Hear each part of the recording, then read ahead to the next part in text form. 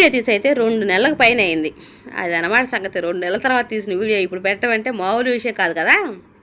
Hi friends, welcome back to my channel all in one ఉజ్వల.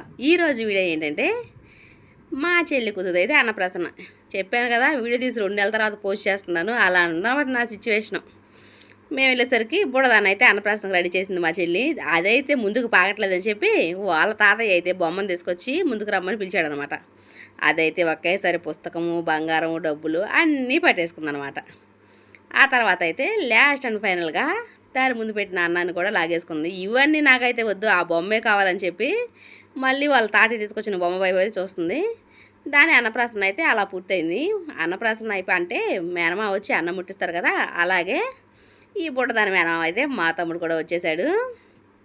దీన్ని అయితే తీసుకొని ఒళ్ళో కూర్చోబెట్టుకొని దేవుడు వంగరంతో అయితే ముందైతే మేనమామ అన్నం ముట్టిస్తాడు 3 సార్లు. తర్వాత అయితే కొంచెం మంచిలు తాగిస్తారు. ఆ తర్వాత వచ్చి రిలేటివ్స్ అందరూ ఒకరి తర్వాత ఒకరైతే అన్నం ముట్టించేశారు. మేమైతే చక్కగా దానికి బుట్టదాని అన్నప్రాసనకు వెళ్ళేసి ఫ్యామిలీ అంతా కలిసి చక్కగా అయితే ఎంజాయ్ చేసాము. ఫ్యామిలీ అంతా కలిసి వెళ్తే ఆ ఫంక్షన్ అయితే సూపర్గా ఉంటుంది కదా. అలాగే మా ఫ్యామిలీ మెంబర్స్ అందరూ కలిసి వెళ్ళాము ఫంక్షన్ కోసం. తర్వాత అన్నప్రాసన అయిపోయిన తర్వాత కొంచెంసేపు అయితే రిలాక్స్ అయ్యాము.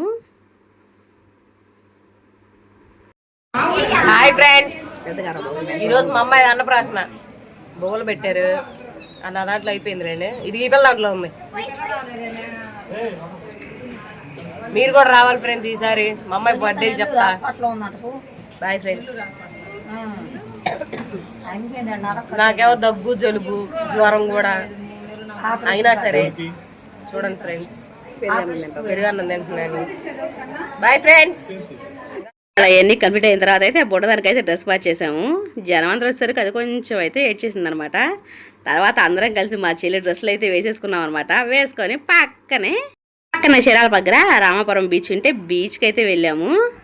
మొన్న రామాయపట్నం బీచ్ వెళ్తే అక్కడ మునగలేదు కదా, అందుకనే ఇప్పుడు రామాపురం బీచ్కి అయితే వెళ్ళామన్నమాట.